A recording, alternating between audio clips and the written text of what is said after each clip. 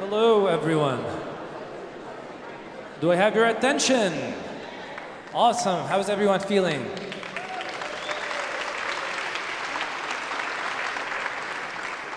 Thank you very much for joining us today. My name is Hadi Aldebek, and this is my colleague Ramzi Edelvi. We're both from the Brooklyn Nomads Collective. Thank you so much. We are a cross-cultural ensemble rooted in Arab culture. Several months ago, we produced a show called Hanzala, which is based on the Palestinian cartoon Hanzala, created by Naji Al-Ali. And we did that project because we wanted to raise awareness, we wanted to create community to heal. And a part of that production was us using segments from interviews, speeches of activists from different cultures in different time periods. For example, we used Kwame Ture in 1960. We used Hassan Kanafani in 1970. And actually we used a speech by Reverend Munther Isaac. And it's amazing to see how several months later, I found out that he's going to be here in New York City to do his part of raising awareness. So please give it up to Dr. Munther and all of the team. I want to thank Kathy and all of the team that helped make this happen, the Riverside Church, our sound guy. I'm sorry I forgot the name, but thank you so much for your help as well. We have 3 songs for you, and those 3 songs explore themes of resilience, resistance, healing, and love. Some of you may know these songs, so please sing along. And some of you, I'm going to teach you a song, so I hope you would participate as well. Thank you.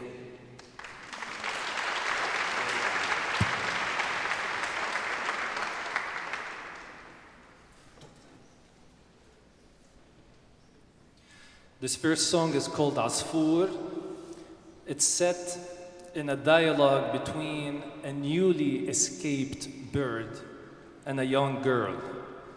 This lullaby, which means bird, evokes how all living beings yearn to be free. With broken feathers, a hoarse, tired voice, trembling with fear, the bird asks the young girl to shelter him after he escaped the cage, the jail where the neighbors held him captive.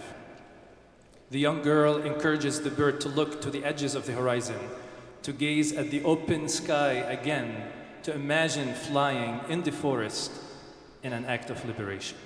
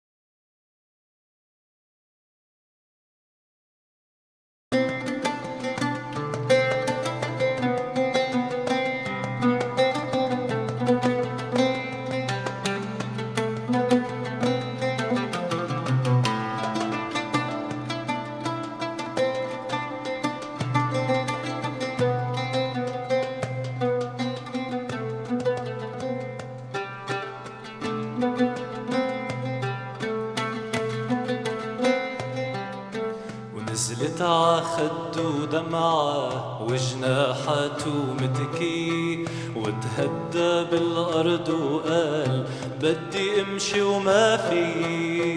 نزلت ع خده دمعة وجناحاته متكي وتهدى بالأرض وقال بدي امشي وما في. غميته على جنوحاته يتوجع على جروحاته ضميته على قلبي وصار يتوجع على جروحاته. قبل ما يكسر الحبس كسر صوته وجناحاته. قلتله انت من وين؟ قال لي من حدود السماء. قلتله جاي من وين؟ قال لي من بيت الجيران. قلتله خايف من مين؟ قال لي من القفص هربان.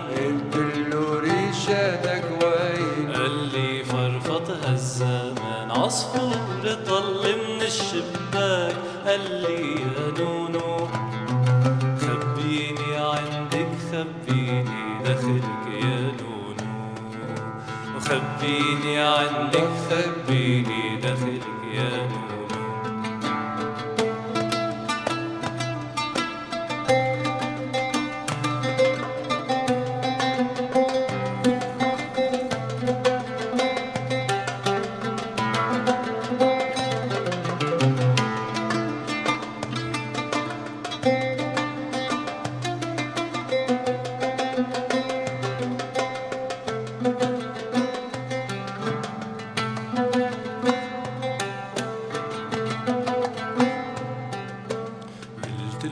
لا تخاف تطلع شوف الشمس اللي رح تطلع.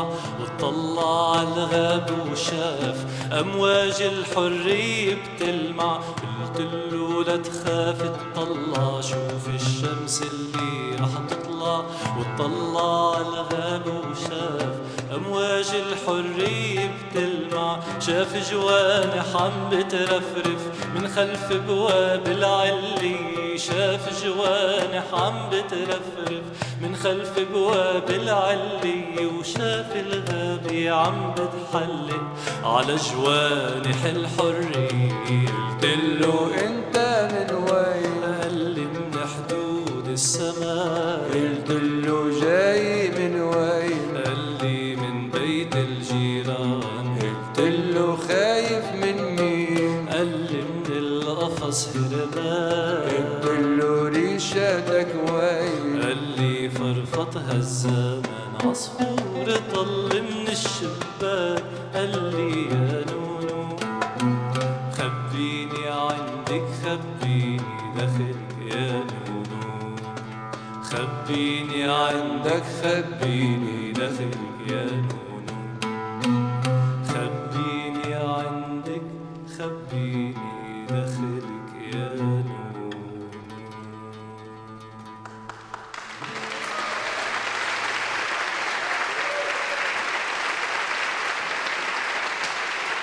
Shukran.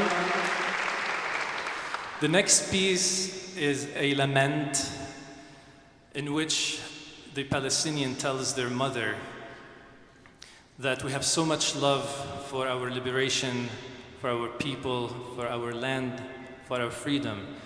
We have as much love for that as we have rejection to the oppression and to the subjugation. This piece is called Yamma Muwaili al-Hawa, and I would love your participation. It's very easy. I'm going to teach you 4 syllables, basically, 4 words. Let's find the right key. Yamma, Yamma Muwaili Hawa, Yamma Muwaili Hawa. يما موالية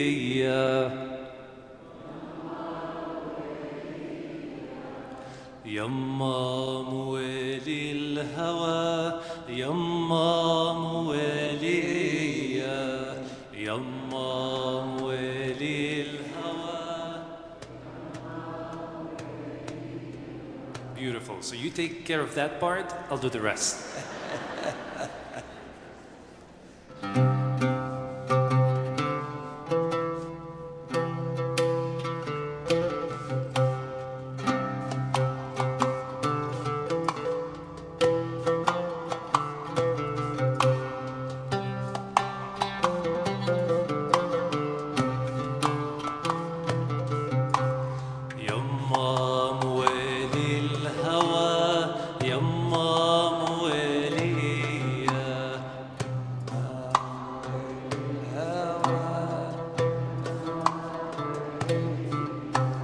ضرب الخناجر ولا حكم نازل فيا يما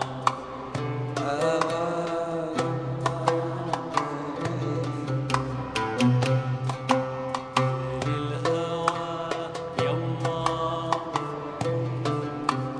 ضرب الخناجر ولا حكم نازل فيا ومشيت تحت الشتاء والشتاء رواني والصيف لما أتى شعل من نيراني بيضل عمر فدا من الحرية يما ويلي يما ويلي يما ضرب الخناجر ولا من نازل فيا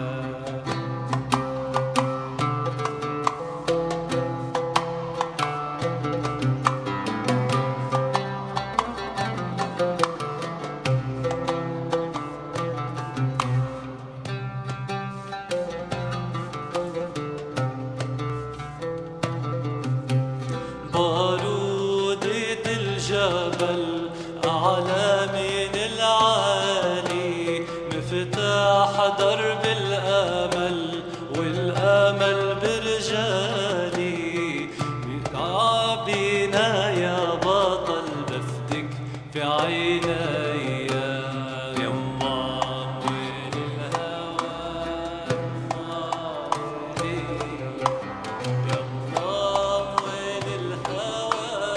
يما وين ضرب الخناجر ولا حكم نازل فيا يما وين الهوى يما ويليا يما وين الهوى يما ويليا ضرب الخناجر ولا حكم نازل فيا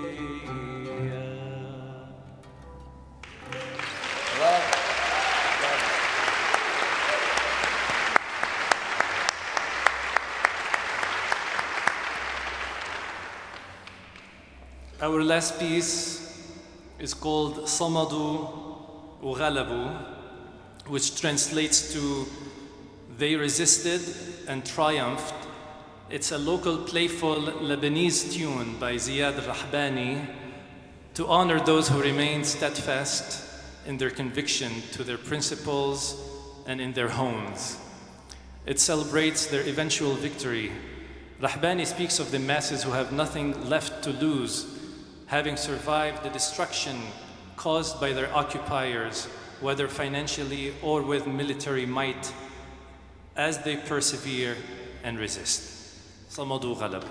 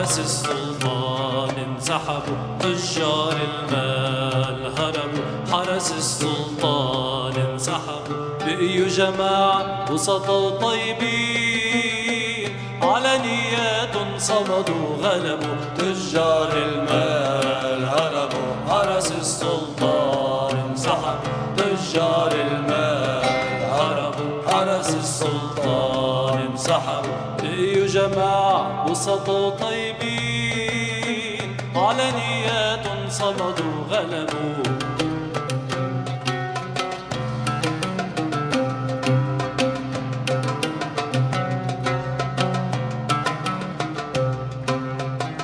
أصلاً هو ناس ما عاد في شي يخسروا، جن عمرن كله طيارات دمروا. أصلاً هو ناس ما عاد في شي يخسروا، جن عمرن كله طيارات دمروا. حفظوا العدوان عصيوا عغدروا، غضبوا تجار المال هربوا، حرس السلطان تجار المال هربوا، حرس السلطان انسحبوا، بقيوا جماعة وسطوا طيبين، على نياتهم صمدوا غلبوا.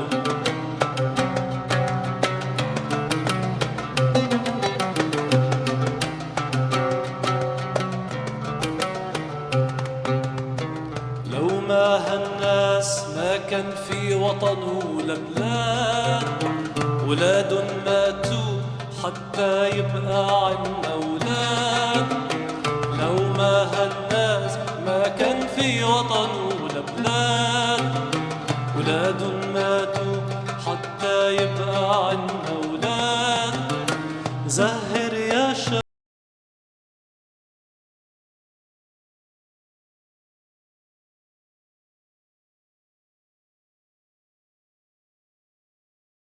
هربوا، حرس السلطان انسحبوا، بقيوا جماعة وسطوا طيبين، على نياتهم صمدوا غلبوا.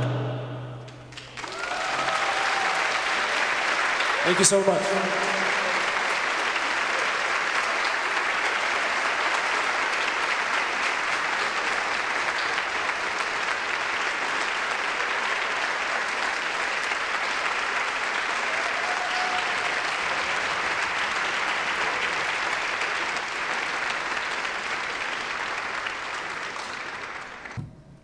Thank you, Hadi and the Brooklyn Nomads, for gracing us with your talent. Yes.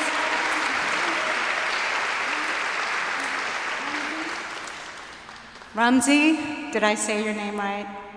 Thank you so much. Thank you so much. And can I just ask, is Mona coming up now? No? Okay, that's okay. Friends, welcome, beloveds. Oh, Mona's right here. Okay, come on up. Don't let me miss you.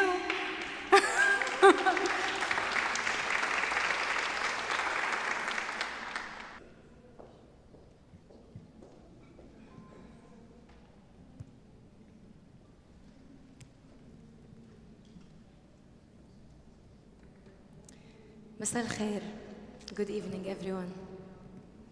It's a pleasure to be part of this event and feature my beloved hometown, my home country, Palestine. And since we're at Riverside Church, I'm gonna start with a hymn in Arabic called Ya Maryam al-Bikri.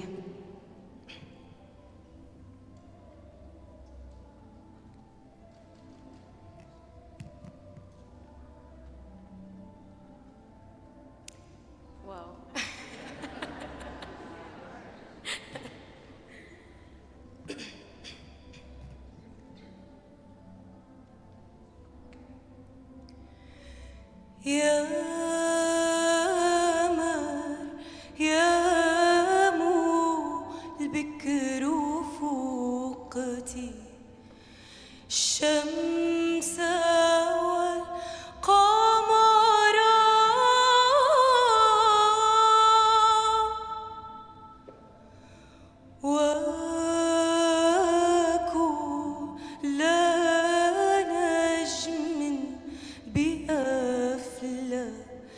كي السما يسرى يا مر يا مو البكر فوقتي الشمس والقمر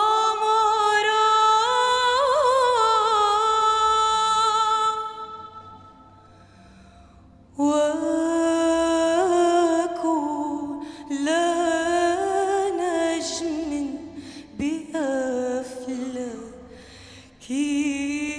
السما يسرى يا ما يسوع يا أمي ويا أملي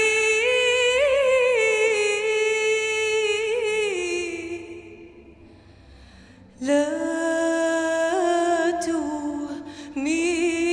تهمليني متى عني الخطأ صدر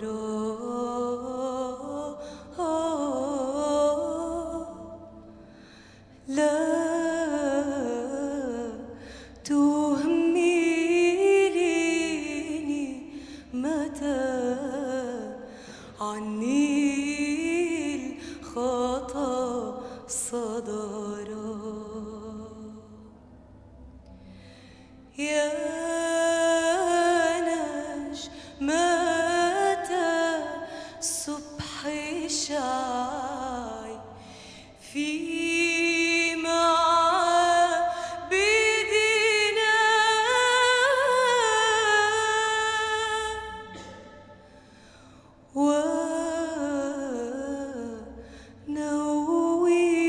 ونوّري عقلنا والسمع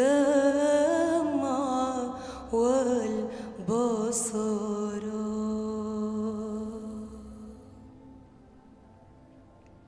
Thank you.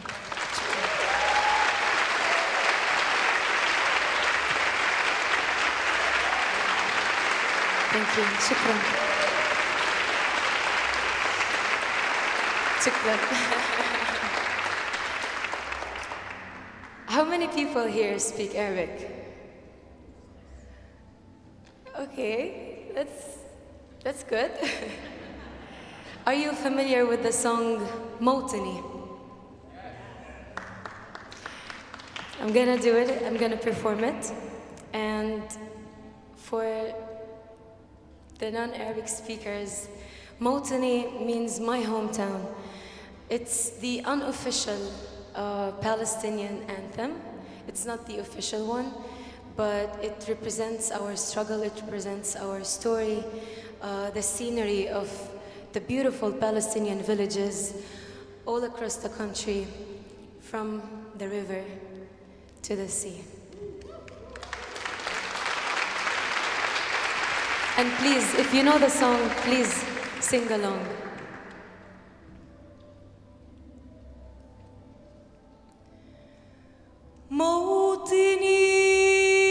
موطني موطني الجلال والجمال والثناء والبهاء في رباب في رباب والحياة والنجاة والهناء والرجاء في هواك في هواك هل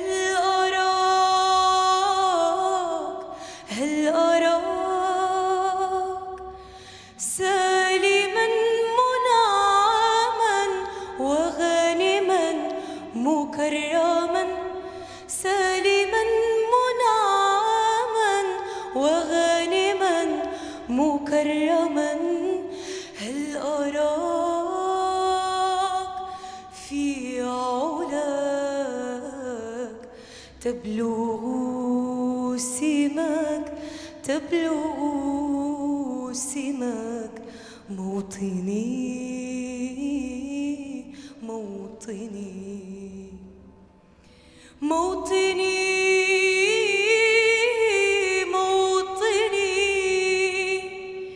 الشباب لن يكل همه أن يستقل أو يبيد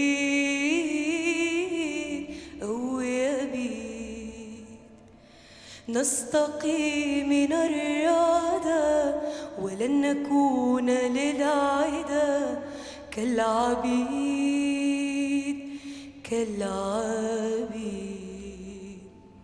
لا نريد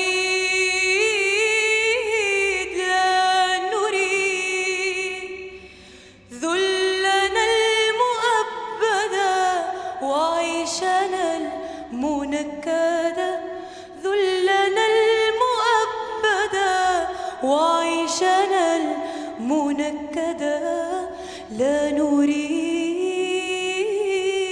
بل نعيد مجدنا التليد مجدنا التليد موطني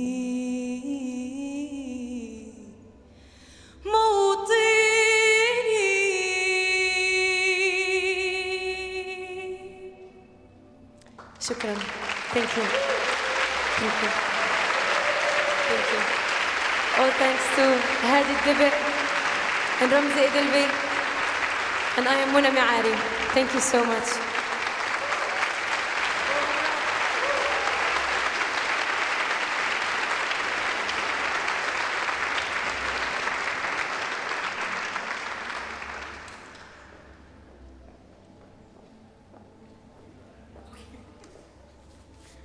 I'm so glad you stopped me, Mona, so that we could give you space to sing those beautiful hymns. Thank you so much. What a blessing. It is so important that we highlight the arts that come out of Palestine to keep the culture and tradition of Palestine alive. Welcome to Riverside Church in the city of New York. My name is Reverend Mira Solani Joyner. I use she, her pronouns, and I'm the Minister of Justice, Advocacy, and Change here at the church. Thank you. Now is a great time to silence your phones. And while you're on your phones, you may have noticed that there were QR codes when you walked in to scan the program. I hope many of you were able to scan it, because you'll find later on, if you scroll down the program, there will be a link for you to click on so you can contribute a question at the Q&A section. So watch out for that link when you scroll down the program. And to access the program, the QR code is at the back of the room. The ushers will also be coming around, possibly with some note cards and pencils if you didn't get a chance to scan the QR code for the program. All right, now for my official welcome. So on April 4th, 1967, from this very pulpit, Reverend Dr. Martin Luther King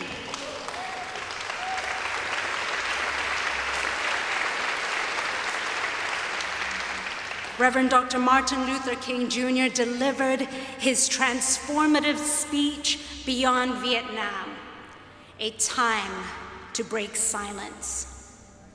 In that moment, King extended his prophetic voice beyond civil rights, speaking out against US foreign policy and militarism. Now today, we gather in that same spirit of prophetic witness, committed to peace and justice. We are deeply honored here at Riverside to join hands with Friends of Sabeel North America in co-sponsoring this evening's lecture with Reverend Munther Isaac.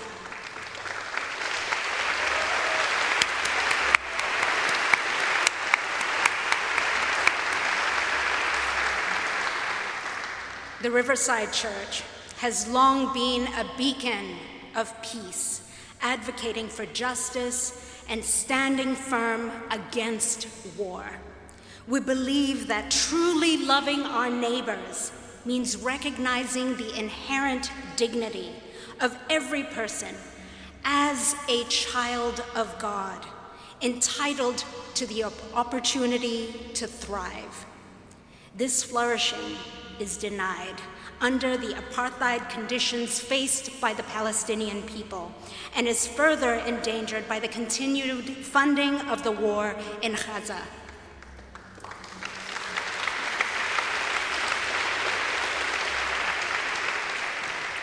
And now, just as we were privileged to host Dr. King's powerful words in 1967, we are now grateful to welcome Reverend Issa, who will once again call us to break our silence and to act with courage and compassion for the liberation of the oppressed in Palestine.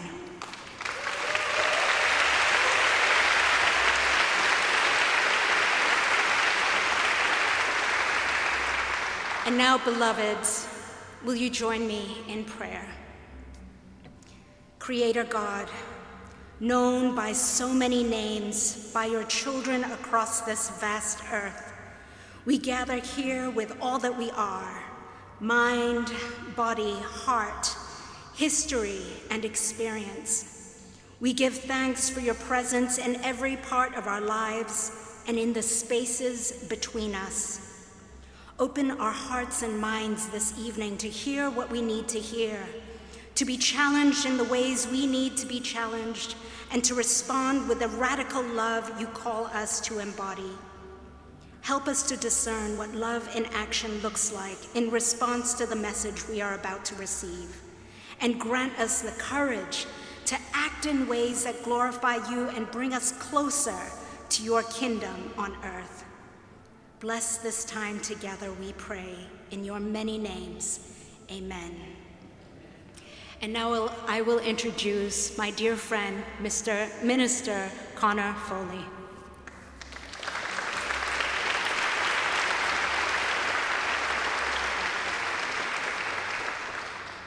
Hey everyone, my name is Connor Foley. I'm the outreach minister at the First Presbyterian Church of Brooklyn. And I'm here just because I want to say a blessing for some folks tonight. There's a coalition of people who are doing a solidarity fast, who are trying to pressure the UN, the General Assembly, to actually interrupt the genocide in Gaza. And so we want to say a blessing for them. So would you be able to stand, those of you who are participating in that fast? Could you stand, please?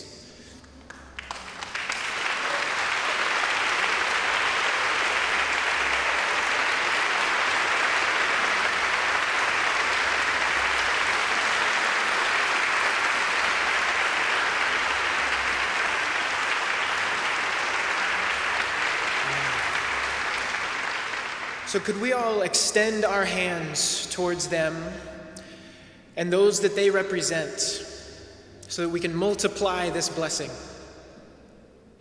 You precious children of God, be blessed because you are peacemakers, demanding that the end of the aggression against Gaza, which is unfolding in horrors that will haunt us beyond ever forgetting, will end. Be blessed because you are hungry, even for righteousness, refusing to partake in the poisonous food of empire, and instead drawing close to our Palestinian family who have no choice but to starve. Be blessed because you mourn. You grieve the unspeakable things that have robbed us of our very sanity.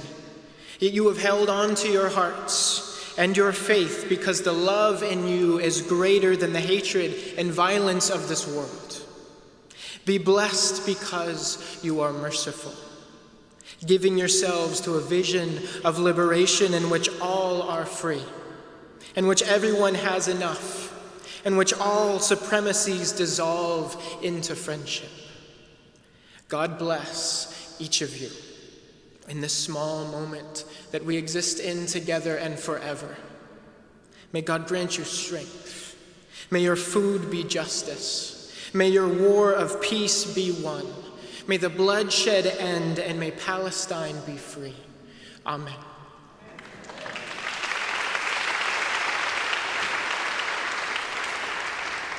Now I want to invite up to the stage Pastor Charbel. Please come forward. Thank you.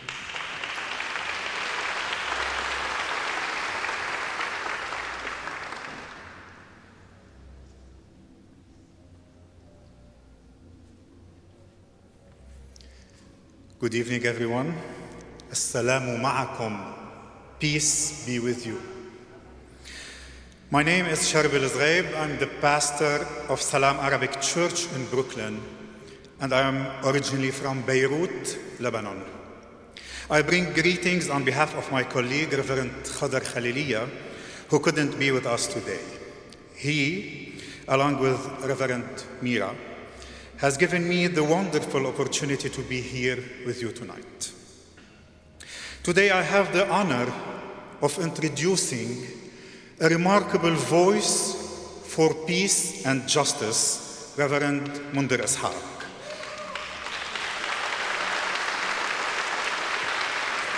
Reverend Munther serves as the pastor of the Evangelical Lutheran Christmas Church in Bethlehem, Palestine. He's not only a religious leader, but also an academic, author, and a trustworthy advocate for reconciliation and peace in Palestine. In the spirit of significant prophetic voices like Martin Luther King Jr., who once stood at Riverside Church to deliver his profound speech, Beyond Vietnam, a time to break silence, Reverend Isaac embarks on a similar path of truth-telling and justice-seeking. Like Martin Luther King, Reverend Munther challenges us to not only break the silence of injustices, but also to seize our complicity in them. This includes taking a stand against policies that perpetuate conflict and suffering, such as the aggressive arming and defending of ongoing aggression in Palestine, Gaza, and Middle East. His message resonates with the deep-seated belief that peace is not merely the absence of violence, but the presence of justice and reconciliation. As we reflect on the legacies of transformative leaders like Nelson Mandela, whose steady commitment to justice brought him to Riverside years ago, we find in Reverend Munther an associated spirit, a leader who embodies the courage to speak truth to power and the compassion to shepherd us towards a future of genuine peace. Please join me in welcoming a beacon of hope and a tireless advocate for a world where peace is built on the solid foundation of justice for all, Reverend Munther Isaac.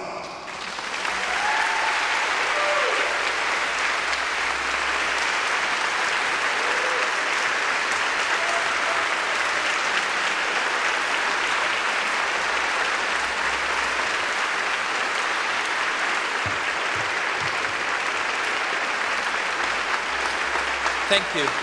Please be seated. Thank you.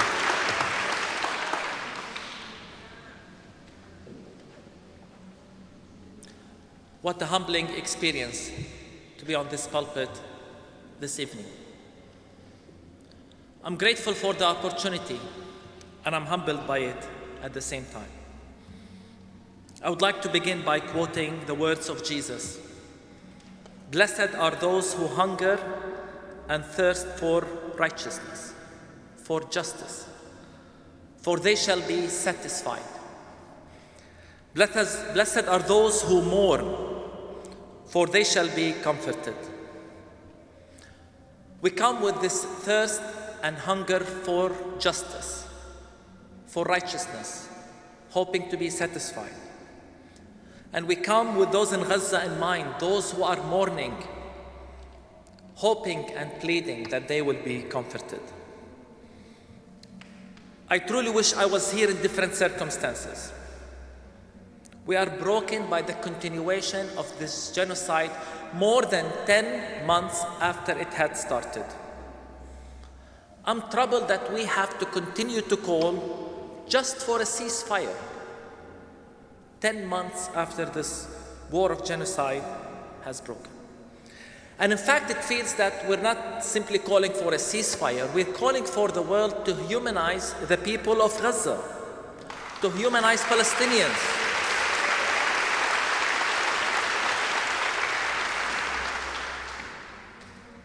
It's heartbreaking to continue to call against the normalization of a genocide. This is a genocide that is happening in front of all the world to see.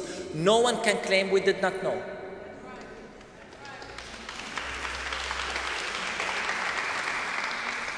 How many more need to be killed until the world agrees enough is enough? How many families need to lose everything? How many more pictures we need to share of children pulled from under the rubble before the world sees us as humans? Today, I think, in particular, of Muhammad Abu al-Qamsan. Keep the name. And Jumana Abu al-Qamsan. We must remember the names. Muhammad, with his family, was displaced from northern Gaza to Deir al-Balah in the center, to a so-called safe zone. Friends, there are no safe zones in Gaza. They're lying. Nowhere is safe. Muhammad and his wife Jumana were gifted with a newborn twins. They were 4 days old. 4 days. And Muhammad wanted to obtain birth certificates for his twins. And when he returned, he discovered that an Israeli airstrike had killed his wife, his mother-in-law, and their newborn twins. They were 4. I wonder if you've seen the images of Muhammad holding the birth certificates of his 2 children. Really heart-wrenching images. And again, we ask, how many more need to be killed before the world sees the children of Gaza as human? And today I feel compelled to say their names, Asir and Isir. They join more than 16,000 children killed in this war, which includes more than 2,000 infants. And for us Palestinians, it feels like we've seen the image of each one of them. Though to the world they remain faceless, nameless, mere statistics, flash pictures on news outlets, 15,000, 14,000, 16,000. I really wish I could say their names, but we must remember them. And as Palestinians, we must pledge to continue the fight to humanize our children and that we will not forget. And if the world does not see them as equal, I know it is not so for God. For the kingdom of heaven belongs to such as these. And I hold so fast to this promise.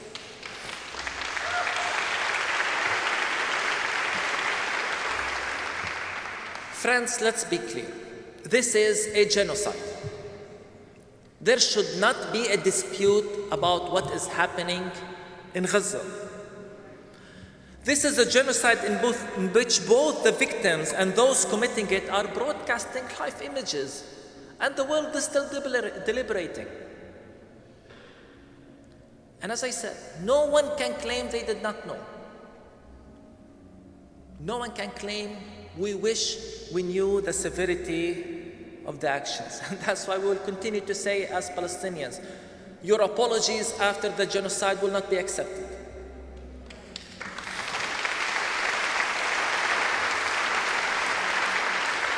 The hard reality is that it seems we're still far from the end. Warlords are determined to continue this madness. We're fearful. And many of us are weary. But please, we cannot stop. We cannot stop talking about Gaza. We owe it to the people of Gaza. We owe it to their courage. In fact, I feel we failed them. And the least we could do is to continue talking, to continue advocating, to continue with our action, to continue calling not just for a ceasefire, but for those who commit war crimes to be held accountable. It's really important.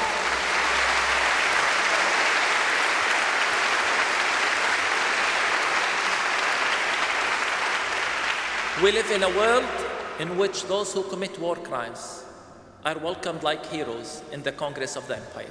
This is the kind of world we live in. And that's why I said it's not enough to call for a ceasefire. We must call for justice and accountability.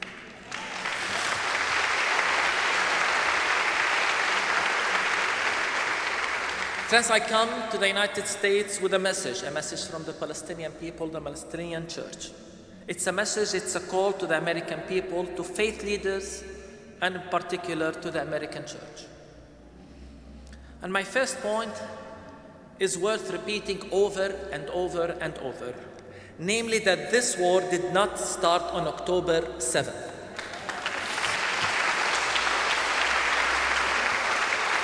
We must continue to address the root causes of all of this. And not just the Nakba from 76 years ago. Because as my good friend Palestinian theologian Yusuf Khoury said, this genocide began with the phrase, a land without people. This is when we were erased as Palestinians. They looked at the land, they saw people, but they saw a land without people because to them we are not people of equal worth. This is colonialism.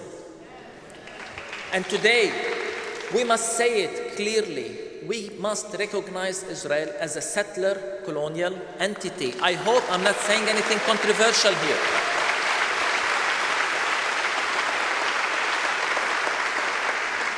This is the root causes of the issue. 76 years ago, Israel was not created on an empty land. How many times do we have to repeat? 800,000 Palestinians at least were displaced, were ethnically cleansed when Israel was created. In fact, when we talk about Gaza, 80% of the people of Gaza are Nakba survivors. And I'm shocked, I'm baffled that the media doesn't mention this, which is a very important component of the whole discourse. Israel as a state was literally built on the ruins of the towns and villages of the people of Gaza. Why isn't anybody talking about this? What do we need to do in order for the world to recognize the 76 years of oppression and ethnic cleansing that Palestinians continue to suffer from? Why is it that the international law continues to be ignored when it comes to the Palestinians? I really wish or wonder, is there a footnote in the international law books that says, with the exception of Palestinians? What do we need to do to qualify? I look at this war and what happened in this war alone. Hospitals, churches, mosques were destroyed.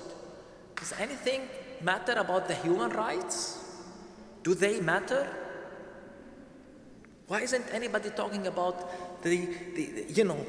preventing even today, preventing food from entering into Gaza? And that is why we will continue to repeat as Palestinians. I never want to hear any American or European lecture us on the international law or the human rights anymore. We must say it.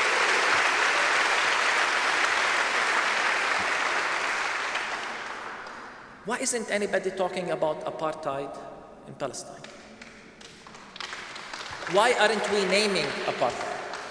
And I'm shocked, especially by the church, to be honest. I'm baffled by the church because for years, the Western church lectured us on human rights. And then when you have numerous human rights organizations, the whole human rights community agrees, has proven, has documented that there is apartheid in Palestine. Human Rights Watch, Amnesty International, you name it. And even the Israeli human rights organization, B'Tselem and Yesh Din, have said it is apartheid. You know who's not saying it's apartheid? It's the church. And by the way, Palestinians have documented and proven it is apartheid long before, but because of prejudice, no one takes us seriously. But now there is a consensus, including many UN reports, and I'm still baffled that we still have for the church to take these reports seriously. And I will continue to call out church leaders. If you don't want to take these reports seriously and name Israel as an apartheid state, you should declare publicly that you no longer believe in human rights and the international law.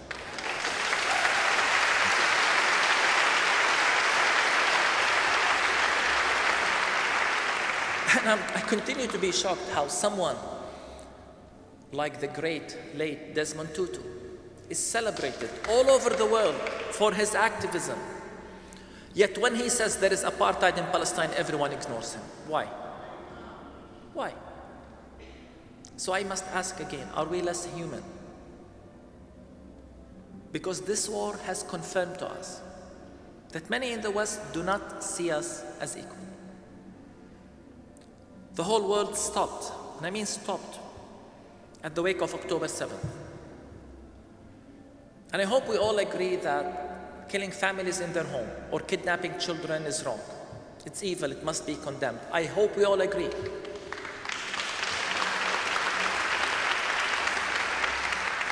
Why is everybody silent about the Palestinians kidnapped? 9,000 Palestinians have been kidnapped since October 7th. Why is everyone silent? Why isn't the world talking about the Palestinians kidnapped, tortured, starved, raped, led to die in detention? And it's documented. Are we less human? And all of this, by the way, shows the power of empire in controlling the narrative and calling things. Once you say they are terrorists, you say we kidnapped, we arrested them, they are in prison. And that is okay to the international community. That seems enough for the international community to turn a blind eye, even though, by the way, they are detained without a lawyer, without charges. And we continue to ask, what needs to happen for the international community to finally act as if we're humans? For the international law to apply. So don't tell me it's not racism. Don't tell me it's not coloniality. And don't tell me that the days of colonialism are over.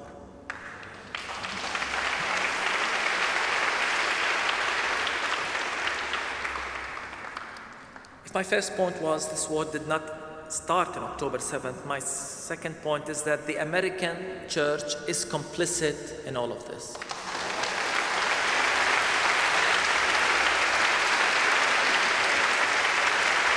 And it's not just the American church, it's the Western church. And we need to call it, we need to name it.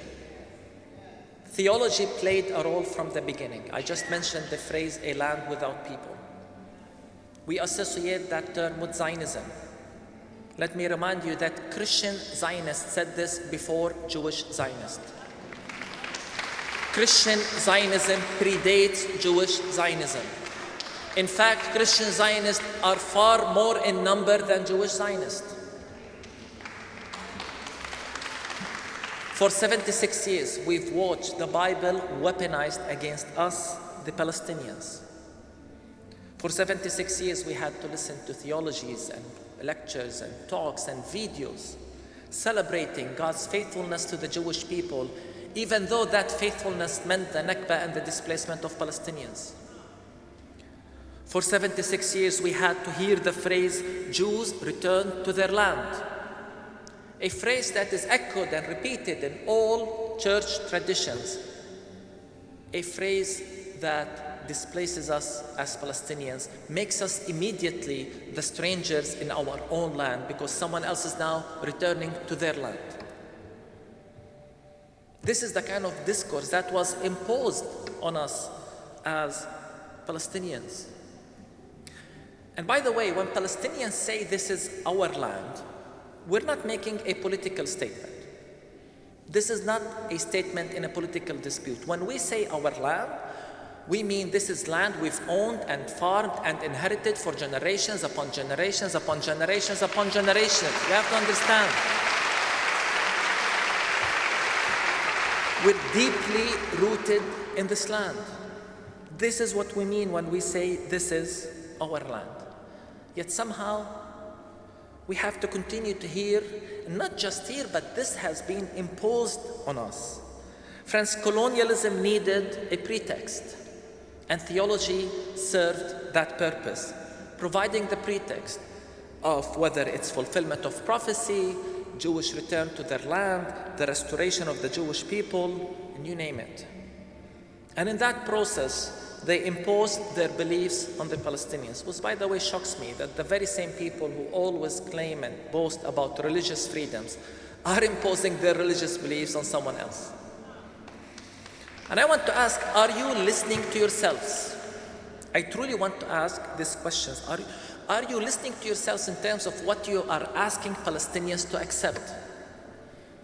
The idea that there is a dispute and somehow you solve that dispute by saying, well, God said so. How can I argue with you if your side of the story is God said so?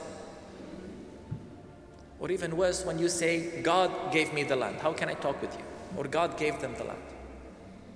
So I must ask, are you listening to yourselves, what you're asking Palestinians to accept? Not only that, please, show me one other conflict, show me one other context in which the reference point to a dispute is a religious text rather than the international law or even human rights. Where does it happen? And here is the sad irony, namely that in Palestine, human rights are abused using the very same religious texts that were supposed to protect our human rights. This is the weaponization of holy text against us as Palestinians. Theology continues today to serve the purpose of justifying not just this colonization of our land or apartheid in Palestine, but even this genocide. And I wish I had the time to share with you how so many pastors, theologians, activists supported, not just defended, but supported this genocide using religious text, using the Bible. And it shocks us as Palestinians. And I continue to hear, well, doesn't the Bible say so and so? And again, before I answer, I want you to listen to yourself, what you're asking me to accept as a Palestinian, or for that matter, as anybody. Because when you ask me, doesn't the Bible say so, and try then to justify your Christian Zionist position, in essence, you're asking me to try to study the Bible to argue whether or not God is a racist, violent God. This is what Christian Zionism is.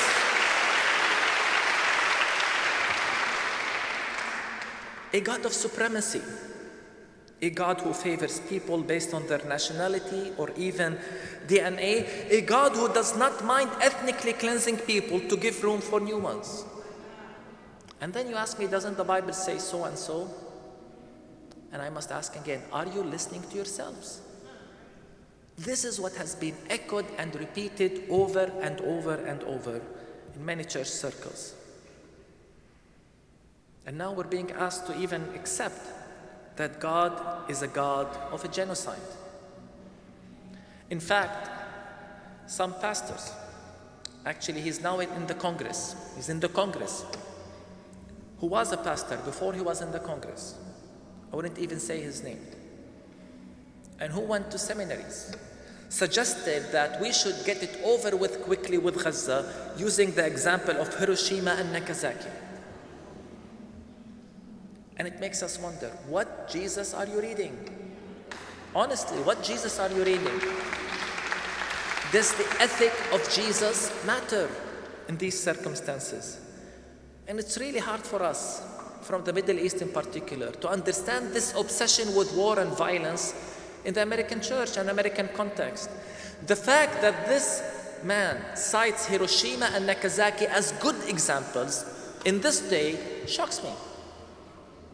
And this is an elected congressman. He's not a fringe voice. And maybe we shouldn't be surprised that these things exist in this very particular context. In this country, you know something or two about the Bible being weaponized to justify settler colonialism, right?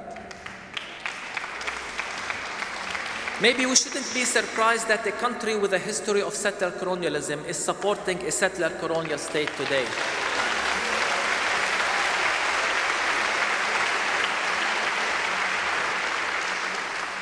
Sadly and shamefully, the Bible has been weaponized in the past to justify segregation.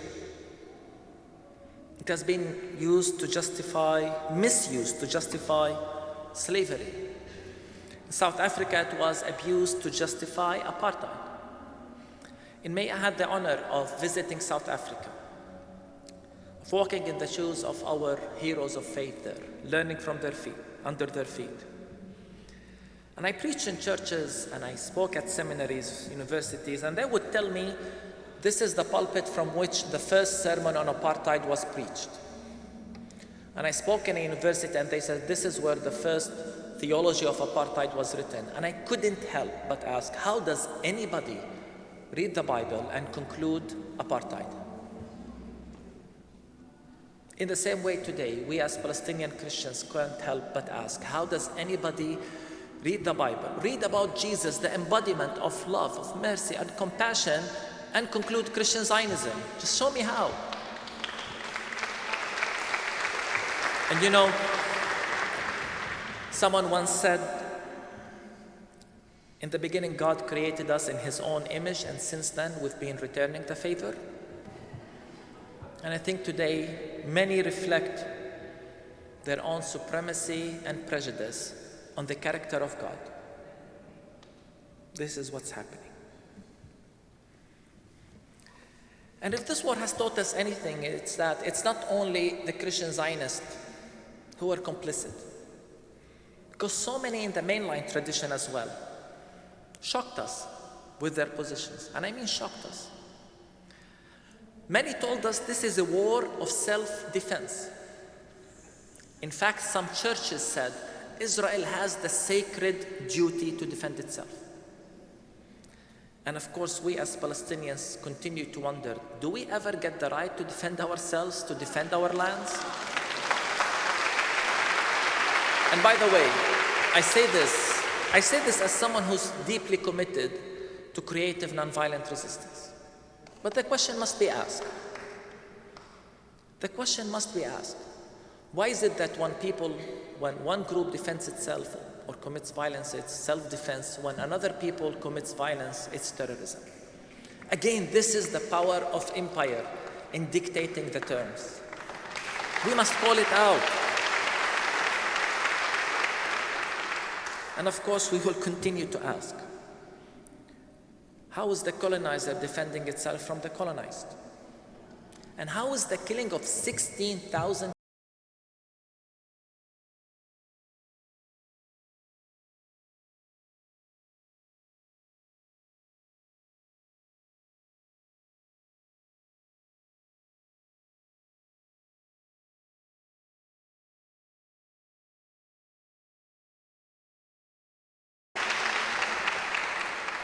Some use the just war theory.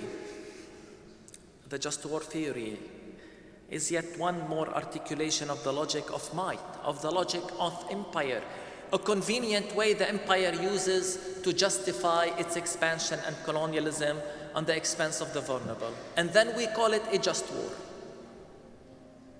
Again, it's this obsession with power. It's obsession even with revenge.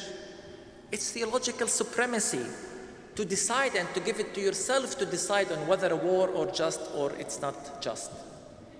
We were told the invasion of Iraq was a just war. And look at the catastrophe that happened there.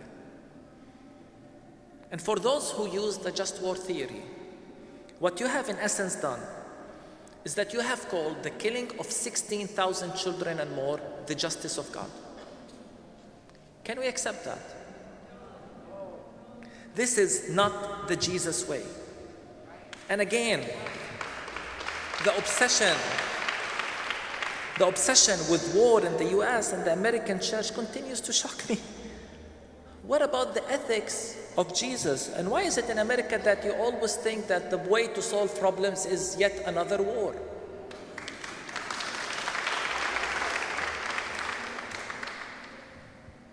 In this war, many in the main line, liberal, progressive, Christian traditions were silent. And their silence was so loud. Silence is complicity.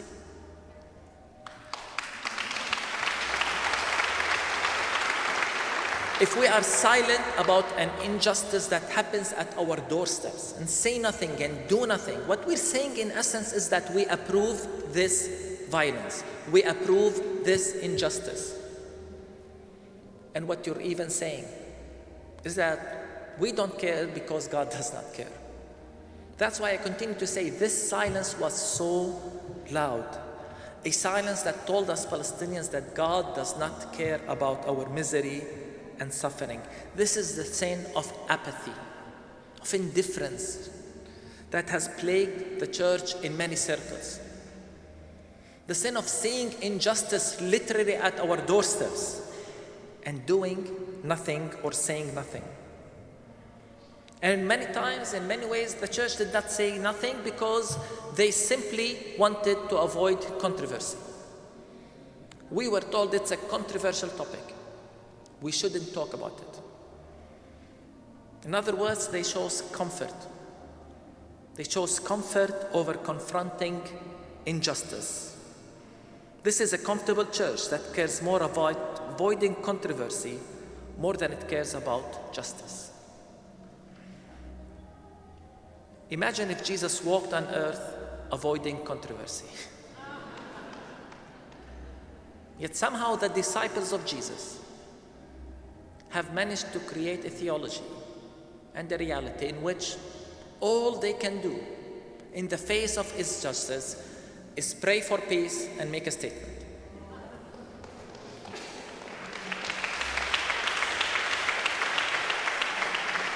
This is the moderate church, the peaceful church, the church that by all means doesn't want to offend anybody and yet end up saying nothing and staying silent in the face of a genocide. And I must acknowledge that I'm not just saying this message to any people group, because I'm here in the United States. And this is a different context, because we all know too well that this war of genocide would not be possible without the financial and military support of the United States.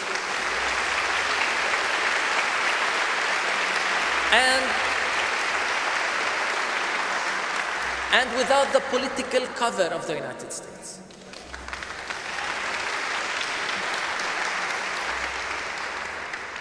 Friends, it's your money. And it's the officials you have elected. And when you're silent over those decisions, you're telling us in essence that you approve how your Congress and President spends this money. And that if money is spent on apartheid and a genocide, you don't mind. This is what your silence is telling us.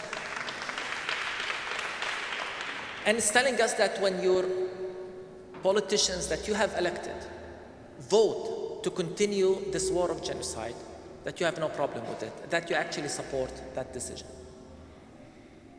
This is why it's clear to me that silence is complicity, especially within this context. So my third message to you tonight is that this is a Kairos moment.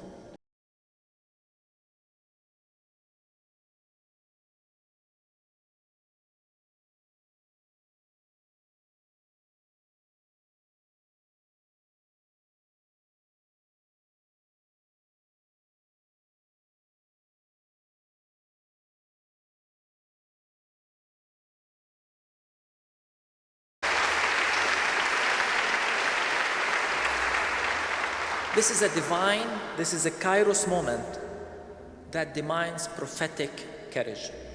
Prophetic courage is what's needed today. And I would like to share with you a story from our tradition, from the Hebrew scripture, from 1 Samuel 12. It's a story that happened when the prophet Nathan had to confront King David. Because I feel what happened then is what the church needs to do today. The prophet Nathan had to confront his own king about what he did, namely the sin of greed, adultery, murder, exploiting the vulnerable, and taking what is not his own. Nathan had to confront David, and to do so, he gave a story with a clear message, a story that was followed with a strong conclusion. Let me read the story. The Lord sent Nathan to David. He came to him and said to him, "There were two men in a certain city, the one rich and the one poor. The rich man had very many flocks and herds. The poor man had nothing but one little lamb that he had bought.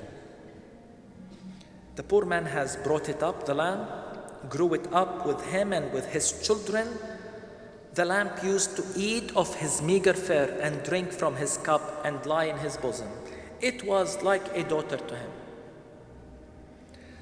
Now there came a traveler to the rich man. And the rich man was loath to take one of his own flock, even though he had many, and herd, to prepare for the wayfarer who had come to him. But he took the poor man's lamb and prepared that for the guest who had come to him." The Bible says that David was angry and greatly kindled against this man. In fact, David said to Nathan, "As the Lord lives, the man who had done this deserves to die. He shall restore the lamb fourfold because he did this thing and because he had no pity." And then came Nathan's response. So profound, so courageous, so prophetic, a response that is so much needed today. With conviction and moral clarity, Nathan looked at David and said, "You are the man. You are the man." This was Nathan's challenge to the empire of his time. It took courage, but he had to speak truth to power. He had to uncover the exploitation of the vulnerable, even if it meant challenging his own empire, his own king. This was Nathan's Kairos moment, in which he had to speak truth to power, without sugarcoating his language, without any middle ground, without any diplomacy. This is the kind of prophetic courage we need in our world today. The prophetic courage that looks the empire in its face and says, "You are the man, you are complicit."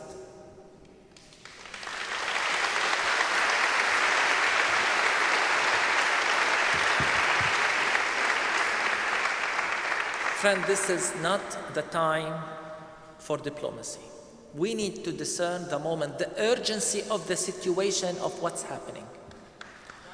We can no longer resort to our old ways. Nathan was smart, wise, but not diplomatic.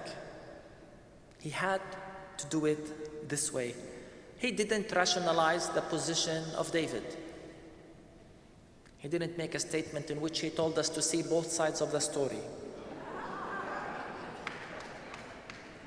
This was a Kairos moment that needed courage, integrity, and morality. Courage, integrity, and morality are precisely the things that are so much needed in politics and in our church today.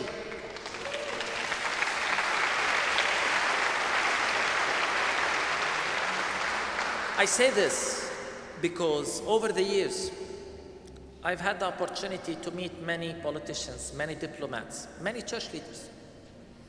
And you know what's really heartbreaking for us Palestinians is that they tell me one thing behind closed doors and another thing in public. And you know what some have told me? Some have even told me, "We wish we could say these things in public, but we have to stick to our stated position. We wish we could say these things in public." Well, you can.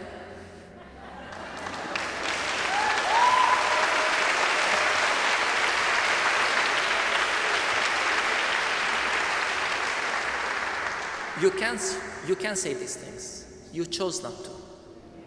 This is the problem. We live in a world in which our political and religious leaders like the morality, integrity, and courage to call things by name and to speak truth to power. Leaders in their comfort zone lack the courage to speak up, while the honorable people of Gaza risk everything for the sake of freedom and dignity. So it's time the church realizes the moment. It's time faith leaders realize the moment. Confess the complicity and repent. Repent.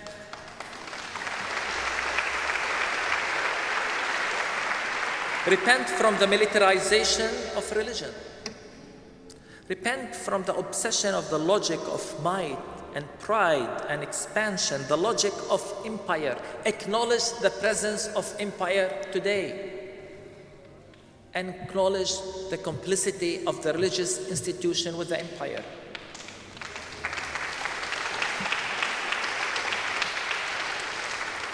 Repentance means calling things by name. If we truly want to speak truth to power, we have to begin by calling things by name. To begin with, and I'm pleading with you, please stop talking about the Palestinian-Israeli conflict. There is no conflict in Palestine.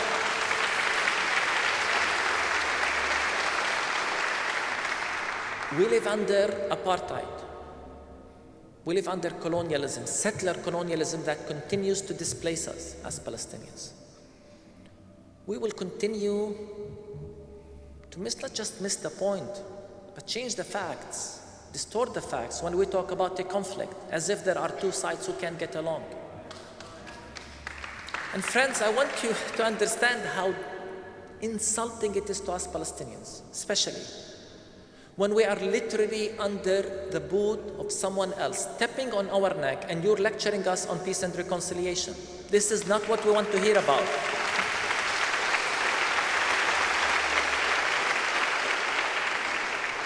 Acknowledge the reality for what it is. You can't continue to claim to be peacemakers if you're not willing to acknowledge the reality for what it is. Call it for what it is. Have the courage to name things for what they are. If it is apartheid, call it apartheid and act accordingly.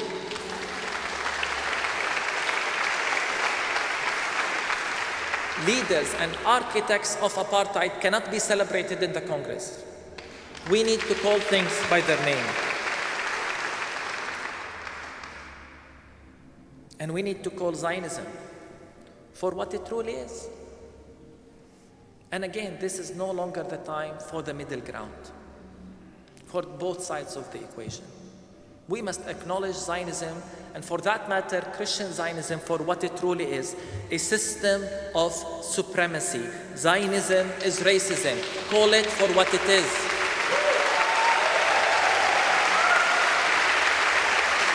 Friends,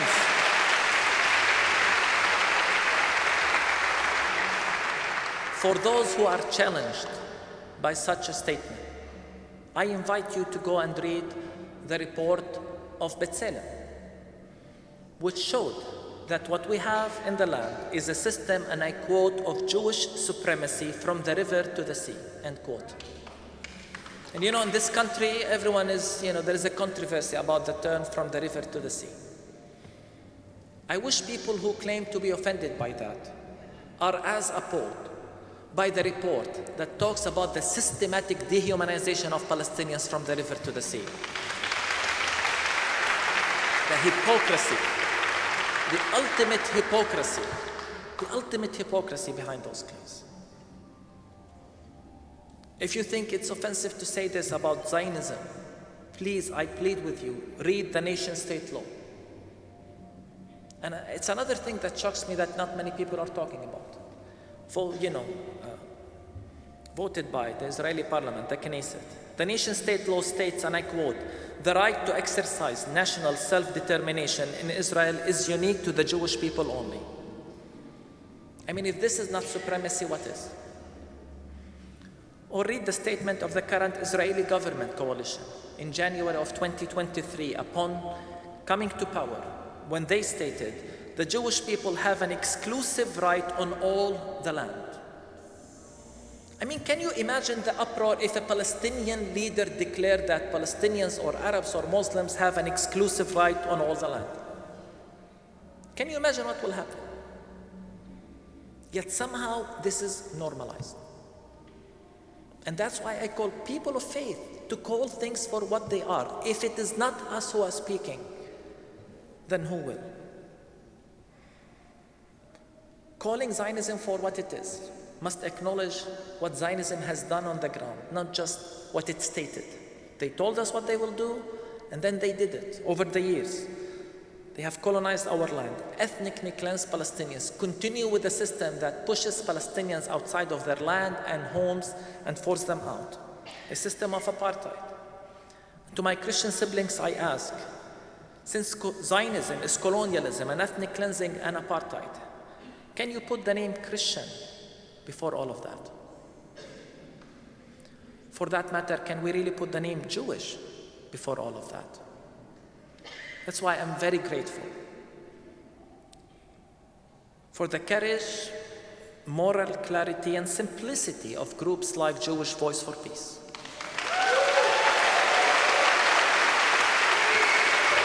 And many others. Jewish Voice for Peace and many other Jews of conscience who are raising their voices. And I would like to read to you what Jewish Voice have said in their statement, in their stated position about Zionism. And what I love about this quote is the simplicity behind it. They say, Jewish Voice for Peace is guided by a vision of justice, equality, and freedom for all people. Therefore, we unequivocally oppose Zionism because it is counter to those ideas.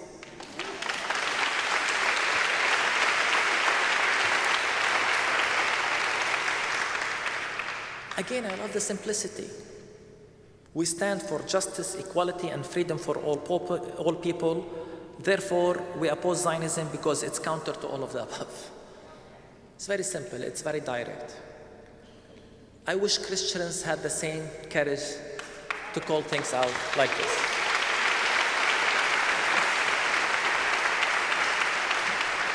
So my message to you, to faith leaders, to the faithful, from different traditions. It is time to unite together. And I'm very encouraged by many initiatives and alliances that I have seen of interfaith, of people of different faith traditions and no faith, coming together for justice, for equality, for freedom to all people. Together we can. We cannot continue to work alone individually. And it is indeed uplifting to see these alliances for justice. In that, I see the path forward.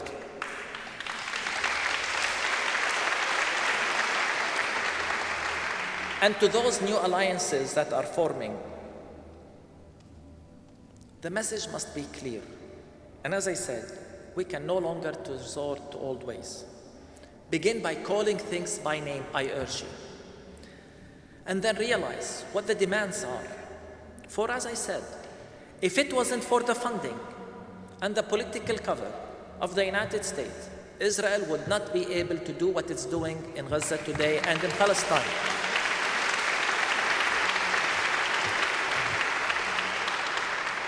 Zionist leaders do not feel compelled to choose to either share the land in a one state or divide the land in a two state, because they can continue with the current status quo.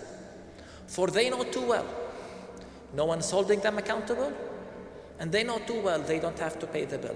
Unless these two things change, nothing will change in Palestine. This should be your message. Weapons embargo, conditional support to all people, holding politicians accountable and holding those who commit war crimes accountable. What world do we live in? What world are we leaving our children in which someone knows too well he can commit war crimes on television and tell us he's doing it and get away with it? It's what's happening in Gaza. So please speak up. Hold those you elect accountable. We want to hear your voices. Demand change. Demand accountability and lead. And in a time when we were disappointed, to say the least, that faith leaders did not step in to lead this movement for justice in Palestine, we must applaud the courage of the students who showed us the way forward.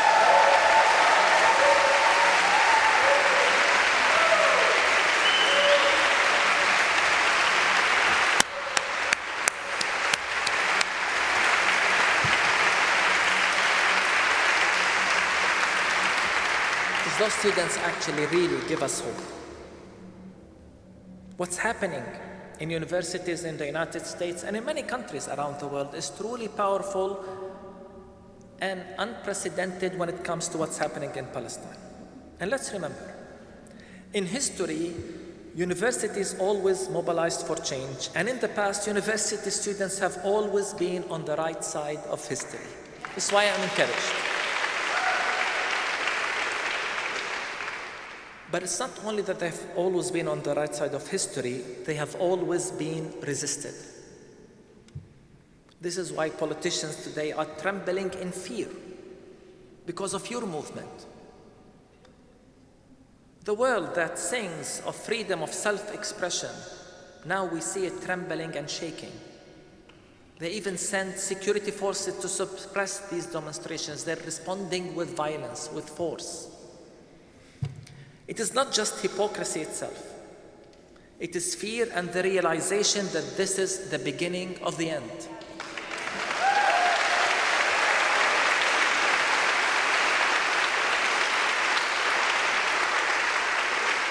So to those students, I want to say, and I hope some of them are with us, what you're doing is extremely important. And throughout this tour, I kept repeating, what will happen in September is far more important than what will happen in November.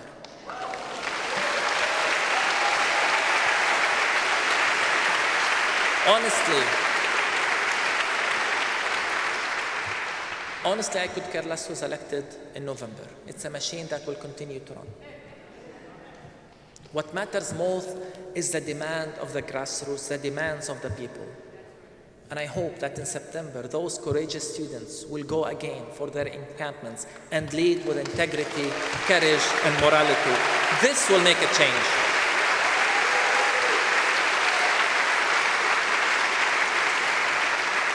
These students are on the right side of history. They are the conscience of the country. They must keep speaking truth. To them I say, keep speaking truth. Be creative, nonviolent, and strong. Keep the righteousness of your cause, that of justice and liberation in sight and mind, and keep the people of Gaza in your minds and hearts. Work together. Make this a cause for all people of faith and non-faith and tradition. Show the way forward. And to faith leaders I say, please accompany them. Support them. Defend them. Protect them. Lead, so that we show the way forward. This is the path forward. And I will keep repeating, this is where the church belongs. The church belongs in the streets. The church has always been this grassroots movement.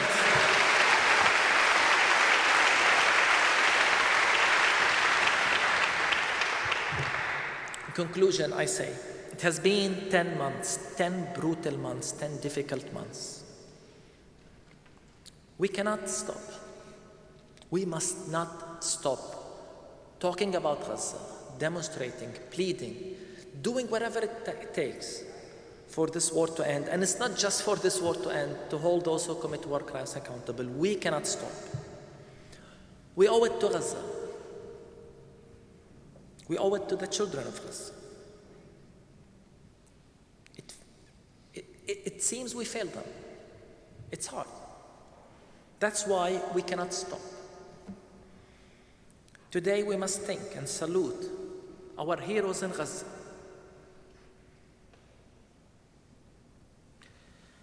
We think and salute the first responders,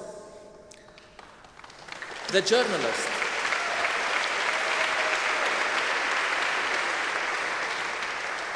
the nurses and doctors, and many from around the world who went to be with them.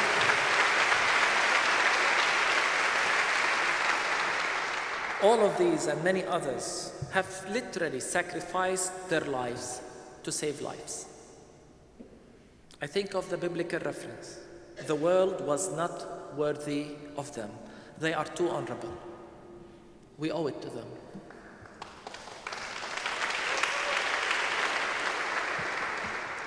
In December, I said Gaza has become the moral compass of our world. Gaza has divided our world, not on the basis of religion or ethnicity or nationality, but it has divided on our world on moral, ethical ground. Gaza has become the moral compass of our world. It has divided our world, and that is a good thing. We need to know where you stand. We really need to know where you stand from the killing of 16,000 children. We need to know where you stand from what has been happening in Palestine for 76 years. And to me, it's a simple choice. You're either with justice or with apartheid. It's a simple choice.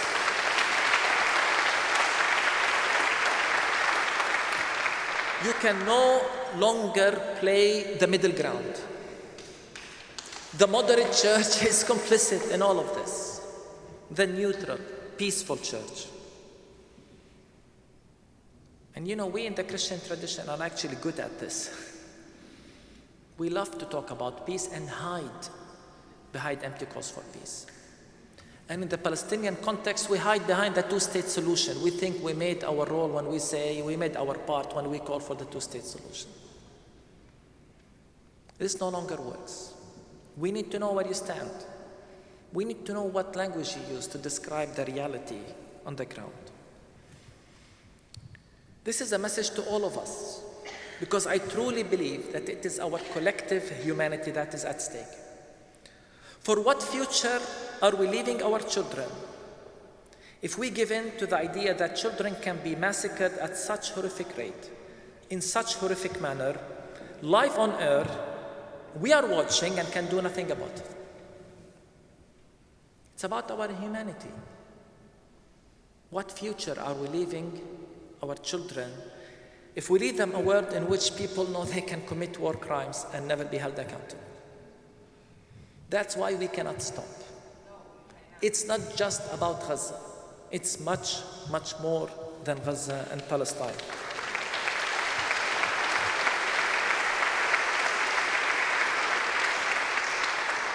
To my Christian siblings, it is the credibility of our Christian witness that is at stake if we are silent.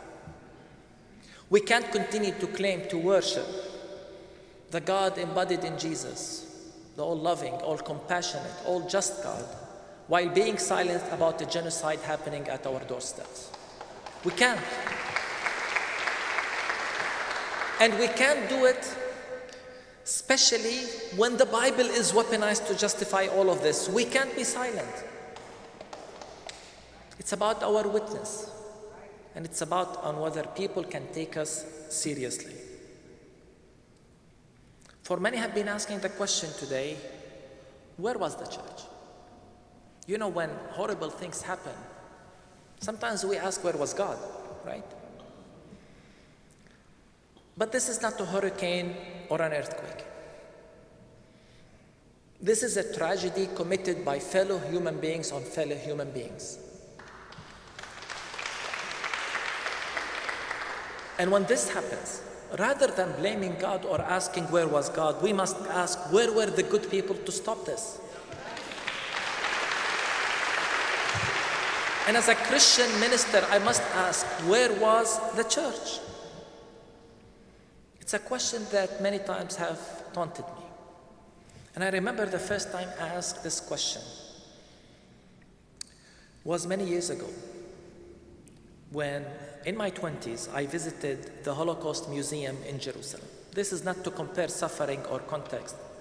I'm just telling you my experience. A Jewish friend accompanied me because I wanted to hear how Jews understood the horrific events of the Holocaust. I was traumatized. This was shocking. And in my naivety and idealism, and believe me, the question I kept asking myself the whole time, do you know what it was? Where was the church? What did the church say? What did the church in Germany do to stop this? I say in my naivety, because when I later understood history, I discovered that the church was actually complicit, more than complicit, in what happened with the massacre of 6 million Jews. It's a question that must continue to haunt us. Where were we when horrible things happened? And so in December I said, I want you to look in the mirror and ask, where was I when Gaza was going under a genocide? And I know where many of us were. We were in the streets, we were demonstrating, we were shouting, we were mobilizing, we were actively trying to stop this war. Yet many were silent. Many were calling for peace. And believe me, so many people were traumatized by the silence of the church. Those who are demonstrated needed comfort, needed someone to cry with. And in return, what they received was violence and accusations of anti-Semitism. Where was the church to comfort those Palestinians around the world, traumatized, worried about their loved ones? Where was the church is a question that must continue to haunt us. And I feel compelled to remind all of us that we will be judged based on this. Let's be honest, that in the Christian tradition, we don't like to talk about the judgment of God, right? We're too kind, we're too nice. Yet Jesus spoke about judgment. In fact, he spoke about judgment many times. And in Matthew 25, a passage that guided me, comforted me, and challenged me throughout these last 10 months, Jesus spoke about the judgment of God, about the day of judgment. And in that story that Jesus gave, or in that teaching, he said, and listen to me, that we will be judged as human beings based on how we treated the least of these. These are the words of Jesus. This is the basis on which God will judge us, how we treated the least of these. Now, who are the least of these? The hungry, the thirsty, the naked ones, the strangers, the prisoners.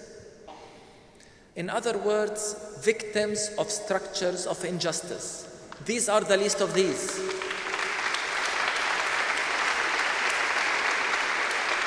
Those victimized and marginalized by our systems of injustice and oppression and supremacy, left hungry and thirsty and naked, and imprisoned. This is how we will be judged, by how we treated the least of these. And it's not only that, on whether we have seen the image of Jesus in each one of the least of these. For Jesus said, whatever you have done to the least of these, you have done to me. And whatever you have not done to the least of these, you have not done to me. See why I say that it's the credibility of our Christian witness that is at stake when we continue to do our religious stuff, yet silent about injustice literally at our doorsteps. Whatever you have done to the least of these, Jesus said, you have done to me. And this is one of the reasons behind what we did as a church back in December when we were ready to celebrate Christmas. We could not celebrate Christmas when our people were massacred. We were troubled by the fact that the world was justifying and rationalizing and dehumanizing the children of Gaza to the extent that they justified their killing. We couldn't believe it. And that's why we said, we see the image of Jesus in the children of Gaza. In every child pulled from under the rubble, we see the image of Jesus. We're trying to reclaim the dignity and worth of these precious people given to them by God, yet stripped by the empire and colonization, and those who support them. So we insisted that we see Jesus in them. That's why we said Jesus is under the rubble. Today we see the image of Jesus in Asser and Isa, 4 years old twin, killed in Gaza in a very brutal way. Jesus is under the rubble. This is God's solidarity with the marginalized, with the oppressed. This is God's solidarity with the people of Gaza. Jesus is under the rubble is our response to the dehumanization, the systematic dehumanization over the years of Palestinians and of Palestinian children, to the extent of justifying this genocide. And here's the point. God's solidarity with the marginalized must become our solidarity, our people of faith, with the very same marginalized. If God is in solidarity with those oppressed, we must be in solidarity with the oppressed. It is time to rise. It is time for the people of faith to act with courage, with justice, with integrity. So with one voice we say, ceasefire now. And with one voice, may justice reign and righteousness fill the world like water fills the oceans. Thank you.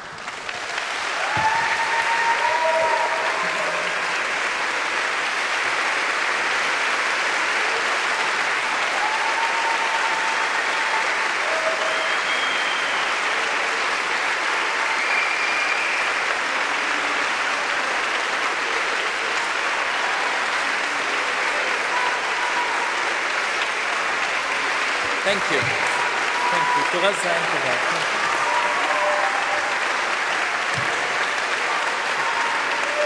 Thank you. Please be seated. Thank you.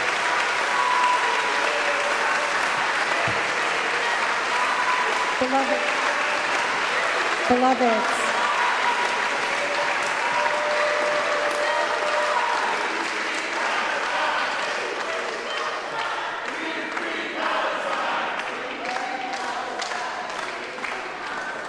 Beloveds, that was really powerful. Thank you so much. There isn't enough time in the world to really applaud the message that you just gave. Thank you so much. I know that there are folks here listening that have some questions, and we probably only have time for a couple of questions. There will be a QR code that will pop up on the screen right here. If you're close to a screen, you can scan it on your phone, and I will get your question in real time. If you are too far from the QR code, you can raise your hand, and an usher will come and bring you a note card, but I'm gonna be honest, we're really short on time. The QR code is the best way to go. For the first question, we have someone asking, what could smaller churches and individuals with not much organizational and systemic power do other than advocating in our circles? Other than? Advocating in our circles.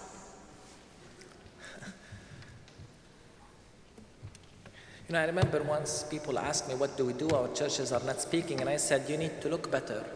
And many times we think we need to look in big churches, big congregations, whereas in fact, the church is a small community that is based and built on the ideals of the kingdom of God. So the question, what can we do as a small church? Being a small church actually makes you more eligible to act. Frees you from the structures, from the institutionalization of the church, which is supposed to be a grassroots movement. There is so much you can do as a small church, because you can mobilize your own community, you can speak to your neighbors, you can reach out to those around you, and then challenge everyone in your space. Remember, it's a marathon. We always think we can just do one thing and it stops the war. It's a marathon, it's not a sprint. What it takes is commitment, and every little effort helps, as long as we're able to unite it with other efforts so that we're not working separately. So please, we are counting on those small churches to mobilize and connect faster and easier, because believe me, oftentimes with the big churches, the structure and the institutionalization of the church actually cripples it from action. So the small church is the one that has the most power, because they are the original church that are the grassroots organizers. Thank you for that. Another question is, how does one combat the evangelical Christian Zionists who support Israel as a part of their end of world prophecy that display a callousness to all life?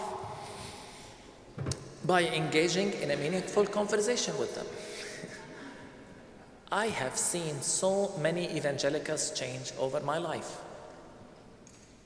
They're not, as if the unreached community or the unmovable community. We just need to reach out to them. We need to talk to them in kindness, yet in boldness. Show them what is really happening. Yes, maybe not all will listen, but believe me, some will. And again, remember, we can't change everyone at once. So it's a process. And it begins by talking, by engaging, by introducing them to our messages, our books, beginning with a small conversation. Have you heard this pastor from Jerusalem? Have you heard this pastor from Bethlehem? What do you think of that? And again, the notion that white evangelicals cannot change is misguided, believe me. Many times, they're just misinformed. Many evangelicals are Zionist by default. In other words, they haven't reached to this conclusion after thoughts and deliberations. Some of my friends would say Zionism and Christian Zionism is like this one big balloon. All it takes is one drop to pop it. So don't withdraw, please engage in kindness. Don't, and sorry to say, don't look in condescension to them. Engage in meaningful conversations. I've seen them change. I've seen them turn into some of the strongest advocates we've had once they realize what's happening in Palestine and what Zionism and Christian Zionism has done to Palestinians. Engaging in kindness, thank you. And I'll say it took me conversion too. I had to convert to understanding and confronting my own Zionist attitudes. So thank you. What's the state of the church in Palestine like right now? I think we don't hear a lot about that in the media, so we'd love to hear from you. What is the state of the church in Palestine right now? A church that is struggling to survive under a system of apartheid. In Gaza, a church that is going, like all Palestinians, under genocide. A faith that is challenging existential threat. Yet we must remember, and this is one thing that's truly important, and this war reminded us of it, is that when it comes to Palestinians, we're not only talking about Palestinians in the West Bank, East Jerusalem and Gaza. Palestinians are everywhere in historic Palestine, in the diaspora, in refugee camps, in New York, in Europe. This is the Palestinian people. We're everywhere, scattered. Palestinian lives in us. And there are numerous Palestinian Christians all over the world. They, together with us in the land, make the Palestinian church. Yet sadly, right now, we live under so much pressure. Young people of all sorts are leaving, not just the Christians, in the West Bank. Life is so hard as it is, especially right now, honestly, we are fearful of traveling from one Palestinian town to the other. If I am in Bethlehem and want to travel 1 hour or 2 hours to Ramallah, 1 hour in normal circumstances, 2 hours today because of the checkpoints and the closure, we're fearful. We're fearful from the violence of the settlers. And many people ultimately decide we can't live like this anymore. It is a plan to push us out, I'm convinced, because you look at the land we have to live in as Palestinians. Not only have they taken 78% to establish the state of Israel, they have taken the majority of what is remaining, the 22%, the West Bank. The West Bank has already been annexed. And for those concerned about the future of Christians, and I appreciate that, and I will continue to repeat, there is no special solution for the Christian situation in Palestine. Our future is completely tied with the future of all Palestinians.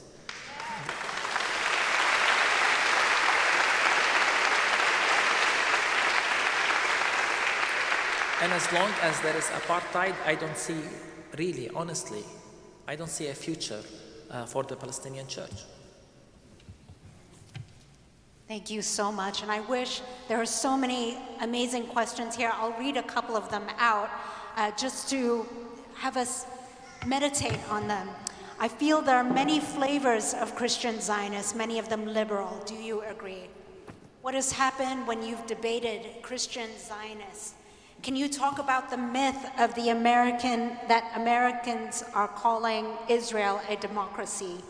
Can you talk about the possibility of protests and action at and I'm sorry, I can't read that, MLK held massive rallies there in Vietnam.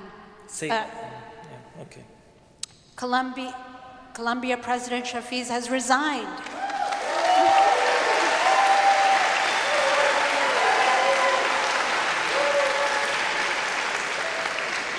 And many of us have been here, have been part of the protests, the lobbying, the calling out injustice, and it feels like it is in vain. What else can we do? I know there are a variety of questions there, perhaps a closing statement that kind of captures.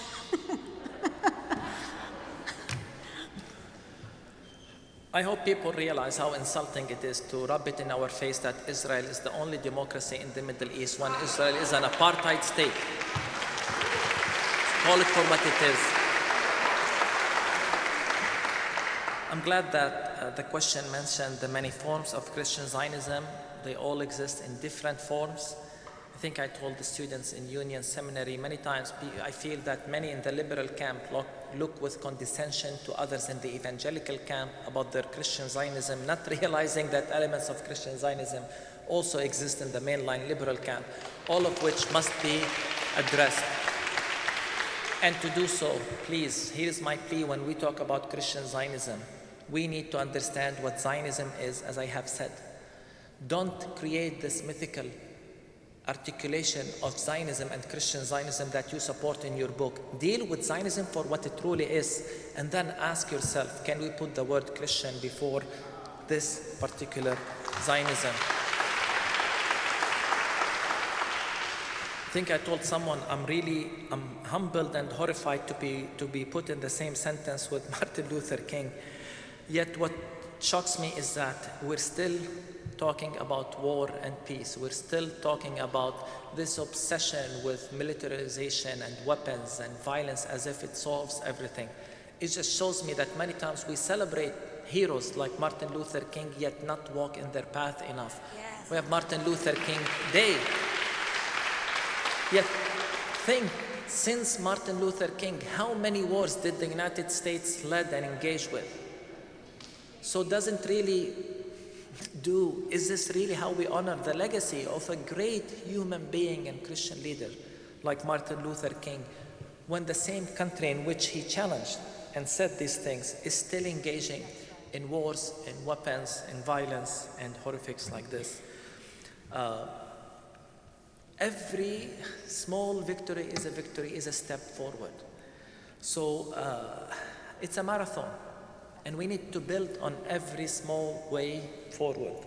And sometimes I feel we are content with one success story, whereas what needs to happen is every success story we must build on it to the next success story next to it. That's why I stay for the students. I hope September shows us something new. And I hope that all of this was in September.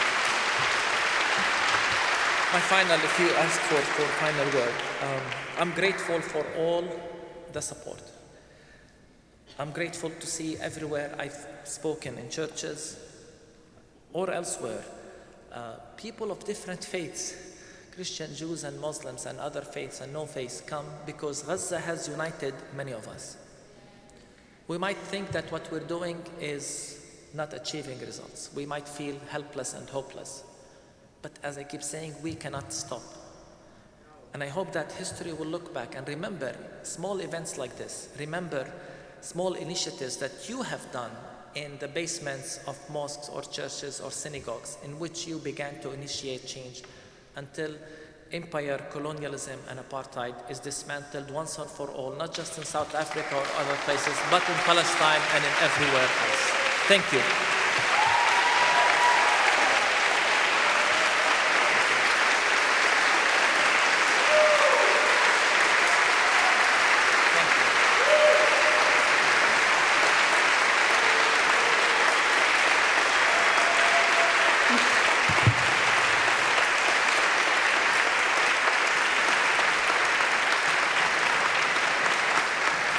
There's not much more I can add, but I will call up Abigail Metzger, who will close this evening.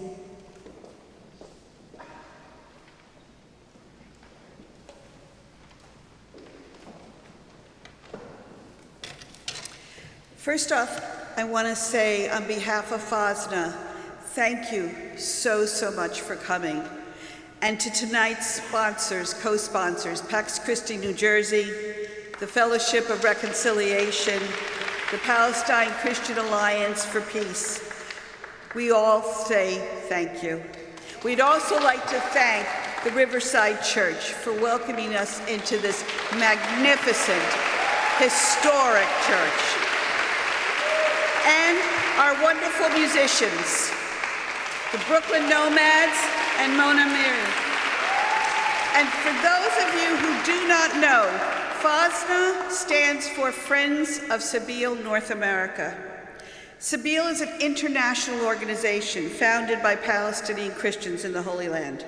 FOSNA amplifies the voices of Palestinians in the United States by advocating for justice, peace, and liberation in Palestine.